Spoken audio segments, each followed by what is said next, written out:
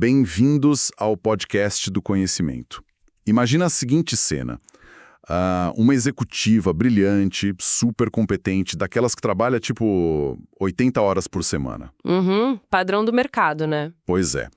Ela resolve todas as crises da empresa, toma a frente das negociações mais difíceis e protege a equipe com unhas e dentes. Aquela visão clássica da heroína corporativa.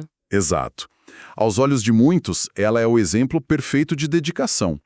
Mas a divisão que ela comanda está completamente estagnada há 2 anos. Nossa. Os talentos não se desenvolvem, a inovação parou e o esgotamento, tipo o burnout, está estampado no rosto de todo mundo. E a gente vê muito isso, muito mesmo. Demais. E por que isso acontece? Porque o mercado condicionou a gente a tratar a liderança como um elemento estático. É como olhar para um organograma na parede, sabe? Sim, aquelas caixinhas rígidas. Isso. Onde quem lidera atua como se fosse uma coluna de concreto de um prédio. Fica ali, paradão, segurando todo o peso do teto nas costas. E essa imagem da coluna de sustentação eu diria que é uma das metáforas mais perigosas do mundo corporativo moderno. Com certeza. Porque, pensa bem, o problema de ser a fundação imóvel de um prédio é que quando o terreno cede ou rola um terremoto, a coluna racha. Ela quebra. E é exatamente por isso que no nosso mergulho de hoje a gente vai analisar a obra de Newton Nascimento sobre as engrenagens da liderança de alta performance. Uma obra fantástica, aliás. Sim, e especificamente o que ele batizou de ciclo ERL. O que essas fontes provam pra gente, de um jeito muito categórico, é que a liderança eficaz não tem absolutamente nada de estática. Ela precisa ser um sistema vivo, dinâmico e um mecanismo em movimento constante. E o que traz um frescor enorme para essa discussão, na minha visão, é a mudança de paradigma em relação ao esforço. A nossa missão aqui para quem nos acompanha não é criar mais um checklist gigantesco de tarefas. Até porque quem lidera já não tem tempo para nada, né? Exato. A ideia é decifrar a mecânica por trás das 4 etapas do modelo ERLA. Entregar, resistir, libertar e absorver. O ERLA. Isso. A gente vai investigar como a sincronia dessas 4 peças conseguem transformar aquele esforço isolado que a gente falou no começo, que leva ao burnout direto, numa força motriz. Um motor mesmo, né? Um motor. Um motor que gera crescimento de verdade para a equipe e para a própria pessoa que lidera. Certo, então vamos desempacotar isso aqui. A mecânica da primeira engrenagem. O E da sigla, entregar. O texto define essa etapa como o torque inicial de todo o sistema. O impulso. É o ato de servir a equipe. Lendo o material, a imagem que me veio à cabeça foi a de um guia numa expedição de alta montanha. Eu adoro essa analogia. Né? Porque não basta o líder ficar no acampamento base, sei lá, com um megafone gritando as metas e apontando lá para o topo do Everest. Vai lá, equipe, sobe! Não funciona assim. Pois é. Antes de alguém dar o primeiro passo na neve, esse guia tem que entregar o mapa, o oxigênio e garantir o treinamento. No mundo dos negócios, as fontes traduzem isso como dar o conhecimento, ferramentas e, claro, a tal da segurança psicológica. E trazendo essa montanha para a realidade corporativa, o clima muda todo dia, sabe? Essa questão da segurança psicológica já é famosa, mas o texto foca muito na dificuldade real de implementar isso. Porque na teoria é lindo, né? É sobre construir um espaço onde o risco de admitir que não sabe algo seja 0. Sério? Isso é muito raro. Muito. É garantir que um júnior possa levantar a mão numa reunião com a diretoria e falar, olha, eu não sei como resolver esse bug, sem que isso destrua a avaliação de desempenho dele. Sim. E para isso funcionar, a liderança tem que ter uma clareza brutal de expectativas. É alinhar o que precisa ser feito, mas principalmente o porquê é estratégico. Faz sentido. E o autor até destaca a mudança do feedback tradicional para o feed forward, né? Aquela visão focada no futuro ao invés de só apontar o erro no retrovisor. Perfeito. Mas olha, eu preciso fazer o papel de advogado do diabo aqui e questionar uma premissa forte desse texto. Vai em frente. O material diz que o gestor precisa ter uma generosidade intelectual.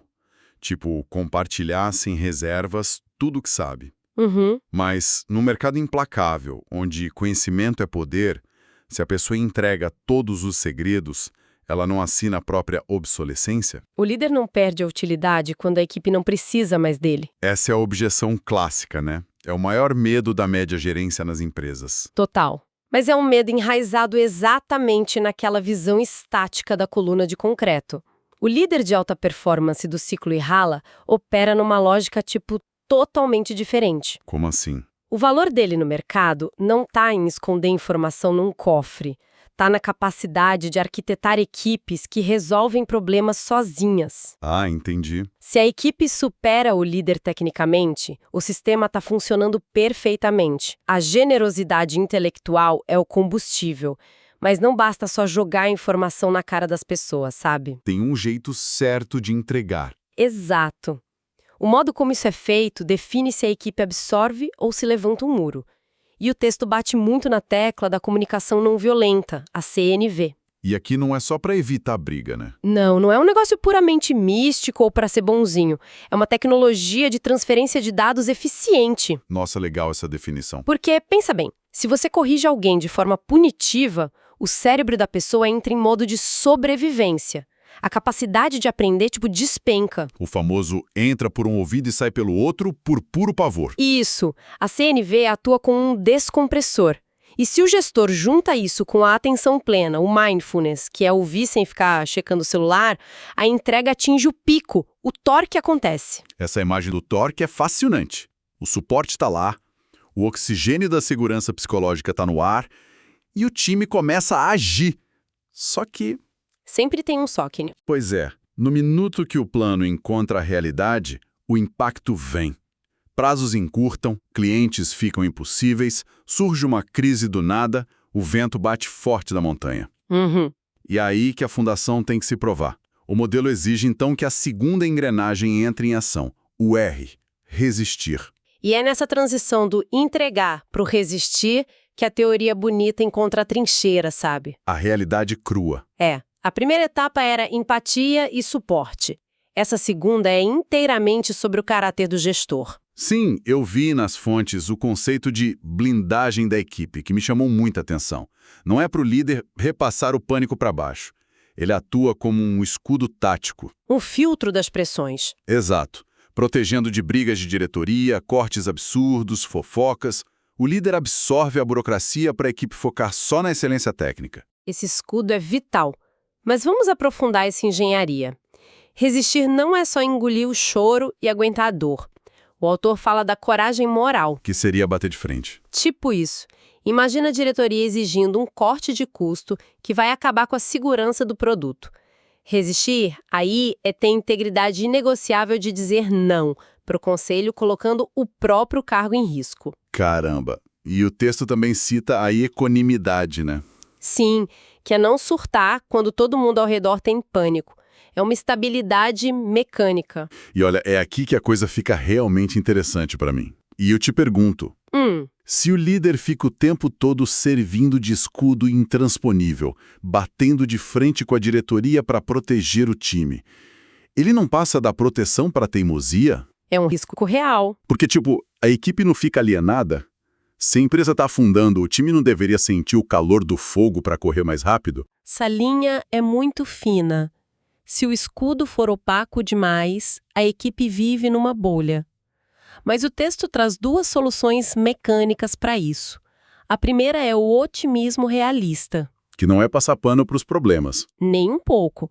O gestor mostra os dados brutais da crise, mas apresenta isso não como um fim do mundo, e sim como um desafio de engenharia para a equipe resolver. Interessante. E a segunda solução, que para mim é o coração dessa obra, é a antifragilidade. Ah, o conceito famoso do Nassim Taleb. Precisamente.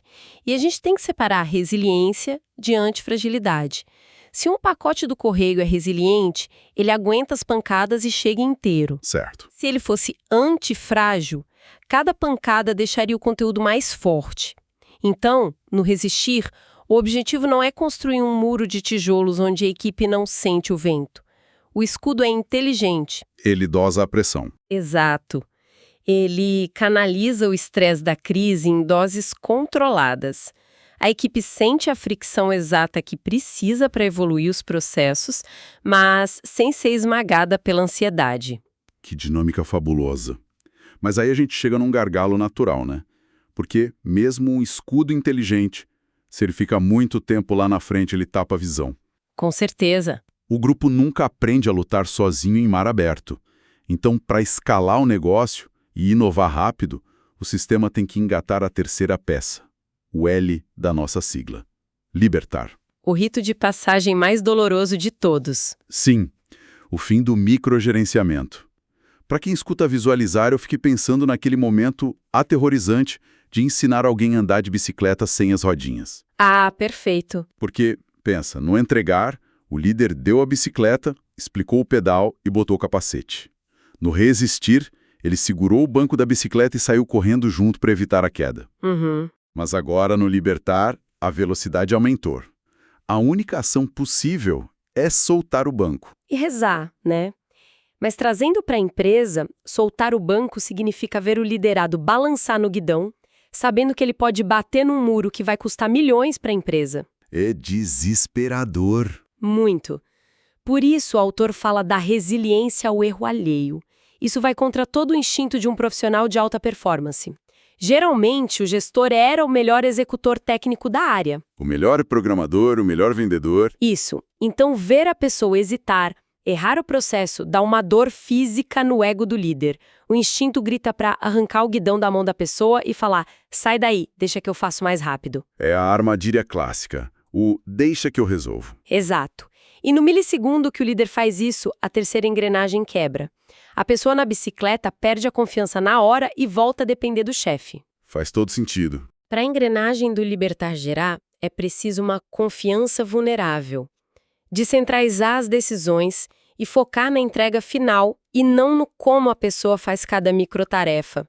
O ego do líder tem que ser domado todo dia. E a leitura também aponta que tem que rolar uma mudança cultural na equipe, né? Substituir a cultura da culpa pela da responsabilidade. Parece só um joguinho de palavras. Parece, mas a mudança semântica muda o mecanismo inteiro da equipe. A culpa olha para o passado, sabe? Quem foi o incompetente que deixou a bicicleta cair? E aí todo mundo esconde o erro embaixo do tapete. Lógico, ninguém quer ser punido. Já a responsabilidade olha para o futuro. A bicicleta quebrou. Como a gente conserta e que processo a gente cria para não quebrar amanhã? É isso que o texto chama de base para o pensamento disruptivo, né? O erro controlado. Tá, mas dar as asas para o time tem um preço alto. Se a equipe tem total autonomia para inovar, matematicamente uma hora alguém vai cometer um erro gigante. Inevitável. A bicicleta não vai só ralar o joelho, vai ser um engavetamento. E aí, o que impede a cultura de colapsar? O que evita que o líder seja demitido por negligência? Aí, o sistema invoca a última peça do ERL, o ad absorver. A etapa de fechar o ciclo. A engrenagem do aprendizado profundo. Onde a maturidade emocional tem que trabalhar junto com a inteligência analítica, né? Lendo as fontes, essa parte é intensa. O texto diz que na crise gerada pela autonomia da equipe, o gestor tem que assumir a falha publicamente para a diretoria como se fosse culpa dele. O filtro de impacto. Mas espera aí, eu tenho que questionar se isso é viável. Se o líder deu autonomia no libertar, a pessoa tomou uma decisão péssima e errou. Aí no absorver, o líder se joga na frente do trem e fala: a culpa foi minha. Parece loucura, né? Isso não é ser saco de pancadas da corporação. Como a saúde mental aguenta isso? E pior, não incentiva o time a ser irresponsável? Essa é a crise existencial de qualquer novo gestor, te garanto. Mas a resposta curta é: não é martírio corporativo. Ah, bom. A fonte explica isso muito bem através da autorresponsabilidade. É um conceito da psicologia chamado locus de controle interno. Certo. E o que seria isso na prática ali no escritório? Bom, pessoas com locus de controle externo acham que são passageiras num ônibus sem freio. Se o resultado é ruim, a culpa é da crise, da diretoria, do time que é júnior. Elas terceirizam o problema. Sempre. Já a liderança com locus de controle interno assume que é a arquiteta da própria realidade. Então, quando rola o erro grave da equipe e o líder fala a responsabilidade é minha, não é um teatro, é um fato técnico. Como assim o fato? Ele desenhou o processo, ele definiu o limite de autonomia, ele é um maestro. Então ele absorve a pancada da diretoria para a equipe não ser aniquilada. Só que isso muda tudo. Ele não volta para a equipe só para dar um abraço em quem errou. Ele exige prestação de contas. Exatamente. O escudo protege do massacre externo, mas internamente o rigor é absoluto. O líder usa o pensamento analítico. Ele disseca a falha de forma forense para extrair os dados. Entendi. Não para humilhar, mas para entender. Isso. E o líder excepcional nem espera o acidente grande acontecer. Ele usa uma ferramenta que o autor chama de escuta diagnóstica. Que é ler os sinais fracos do ambiente antes de explodir. Sinais muito fracos, tipo o tom de voz de um analista que mudou, um relatório que atrasou 12 horas, uma reunião que ficou silenciosa demais. Nossa, é muito detalhe. Sim, ele cruza essas informações difusas para diagnosticar a falha sistêmica antes da bicicleta bater no muro. E aí ele converte esse aprendizado num processo auditável. O que nos leva ao ápice do ciclo. O material chama de institucionalizar o saber. Perfeito. O erro ou acerto do funcionário não é mais só dele. Vira documentação, lição aprendida da empresa. É a humildade intelectual de saber que o jeito de ontem já não serve para hoje. E a revelação incrível disso. Para onde vai esse novo conhecimento gerado no absorver? Não vai para a gaveta, com certeza. Ele volta direto para a engrenagem número 1, o entregar. É um ciclo contínuo. Exato. O líder agora tem um manual atualizado de como não errar e entrega esse oxigênio para o time na próxima escalada. O sistema não só gira, ele se autoaperfeiçoa. É um motor infinito, praticamente. Essa retroalimentação é linda de ver operando. E é por isso que a metáfora estática da coluna de prédio cai por terra. Faz todo sentido. Entregar, resistir, libertar e absorver não são os pilares paradões de um templo grego segurando o teto. Elas são rodas dentadas num motor.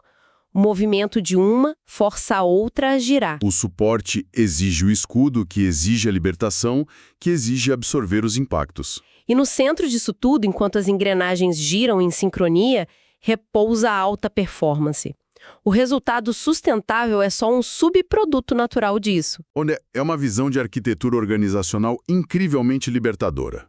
Tira aquele peso esmagador das costas de quem acha que precisa ser um super-herói infalível, sabe? Se o líder foca em manter as engrenagens limpas e girando no tempo certo, a exaustão se dilui. Sim, o esforço é distribuído pela própria inteligência do sistema. E o crescimento do time se multiplica muito. Com certeza.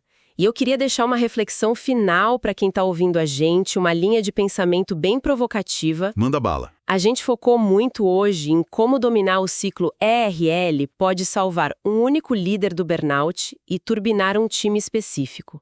Mas expande essa lente para uma empresa inteira.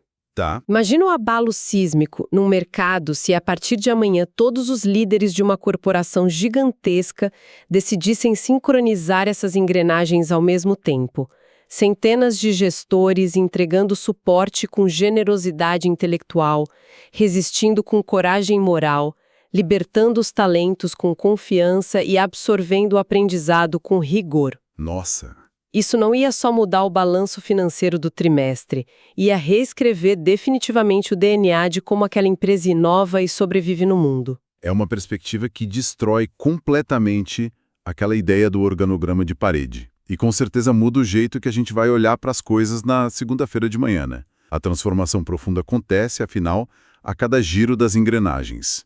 Visite nosso site, adquira nosso livro e saiba mais sobre este assunto.